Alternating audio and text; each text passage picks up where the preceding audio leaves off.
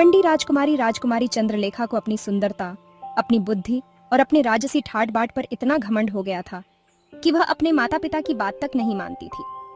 राज्य के बड़े बुजुर्गों से भी उसका बर्ताव बेहद अभिमानी और अपमानजनक होता था। उसे हर किसी पर हुक्म चलाने की आदत थी और वह मानती थी कि संसार में उससे बढ़कर कोई नहीं है। अरे राजकुमारी जी, क्या आप थोड़ी दया दिखा सकती है? हमारे गांव में अकाल पड़ा हुआ है और लोग भूख से बेहाल है। अगर आप कुछ मदद कर सके तो। तुम जैसे नीच लोग हमेशा मदद मांगने ही आते हैं। क्या तुम लोग खुद मेहनत नहीं कर सकते? राज्य का खजाना कोई गरीबों के लिए नहीं है। राजकुमारी चंद्रलेखा का यह व्यवहार देखकर दिनेश उदास होकर लौट गया। राजकुमारी की बातें सुनकर राजमहल में सभी दुखी हो गए। चंद्रलेखा का यह घमंड धीरे धीरे उसके चारों ओर नफरत का माहौल बना रहा था। कोई भी उसे पसंद नहीं करता था, परंतु उसकी सुंदरता और राजसी ठाट बाट के कारण कोई उसका विरोध भी नहीं कर पाता था।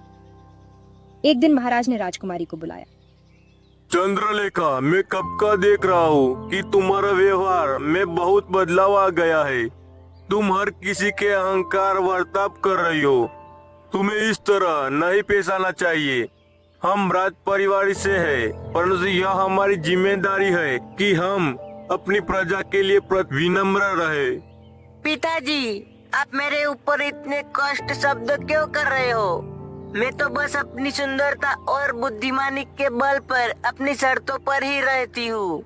यह घमंडी नहीं, बल्कि मेरे अस्तित्व की पहचान है। महाराज ने उसकी बातों को सुनकर एक गहरी सांस ली। उन्होंने सोचा कि चंद्रलेखा को अपने घमंड का परिणाम तभी समझ आएगा जब उसे वास्तविक जीवन में कठिनाई का सामना करना पड़े। अतः उन्होंने एक योजना बनाई। एक दिन महाराज ने राज्य के एक विख्यात ऋषि को बुलाया और उनसे राजकुमारी के इस स्वभाव के बारे में सलाह मांगी। महाराज, ऐसी घमंडी आत्मा को सत्य का मार्ग दिखाने के लिए एक कठिन परीक्षा में डालना पड़ेगा। केवल दुख और पराजय ही उसके हृदय में दया और विनम्रता उत्पन्न कर सकती है। ऋषिवर, आपकी बात सही है। कृपया कोई ऐसा मार्ग बताए जिसे हमारी पुत्री को अपनी भूल का एहसास हो। आर्षि ने महाराज को एक योजना बताई। अगले दिन एक बहाना बनाकर महाराज ने राजकुमारी चंद्रलेखा को वन में भेजा और उसके साथ किसी को भी नहीं जाने दिया। राजकुमारी को समझ में नहीं आ रहा था कि उसके पिता ने ऐसा निर्णय क्यों लिया है, परंतु उसने सोचा कि यह उसके लिए कोई विशेष आयोजन होगा जो केवल उसके लिए ही होगा। वन में पहुंचने के बाद राजकुमारी को एहसास हुआ कि वह वहां बिल्कुल अकेली है। उसे अपनी सुरक्षा के लिए कोई सैनिक भी नहीं दिया गया था। पिताजी, मुझे ऐसे अकेले जंगल में कैसे छोड़ सकते हो? यहाँ कोई भी मेरी सहाय के लिए नहीं है। राजकुमारी घबराई हुई और परेशान थी। उसे अपनी भूख और प्यास का भी एहसास होने लगा। वह इधर उधर भटकती रही, परंतु उसे कहीं से भी कोई सहायता नहीं मिली।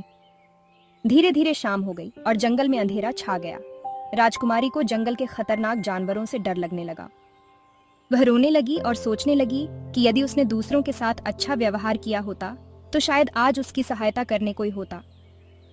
काश मैंने अपने माता पिता की बात मानी होती। काश मैंने अपने सेवकों और प्रजा का सम्मान किया होता। तब आज मुझे इस हालत में नहीं रहना पड़ता। थोड़ी देर बाद उसे एक वृद्ध महिला दिखाई दी। वह राजकुमारी के पास आई और बोली, अरे बेटी, तुम कौन हो और इस घने जंगल में अकेली क्या कर रही हो? माताजी, मैं एक राजकुमारी हूँ। मुझे यहाँ छोड़ दिया गया है। कृपया मेरी मदद करे। मैं यहाँ से बाहर निकलना चाहती हूँ। वृद्ध महिला ने उसे अपने झोंपड़े में लेकर गई और उसे भोजन और पानी दिया। राजकुमारी ने पहली बार इतनी विनम्रता से किसी से मदद नहीं मांगी थी और उसे एहसास हुआ कि जब हम दूसरों का सम्मान करते हैं तभी हमें बदले में सच्ची सहायता मिलती है। अगले दिन वृद्ध महिला ने उसे गांव के रास्ते पर पहुंचा दिया। राजकुमारी ने गांव के लोगों के प्रति आदर दिखाया और उन्हें धन्यवाद कहा। उसने वचन दिया कि वह अब कभी घमंड नहीं करेगी और हमेशा दूसरों के प्रति आदर और दया का भाव रखेगी। इस तरह राजकुमारी चंद्रलेखा ने अपनी भूल का एहसास किया और घमंड को त्याग दिया।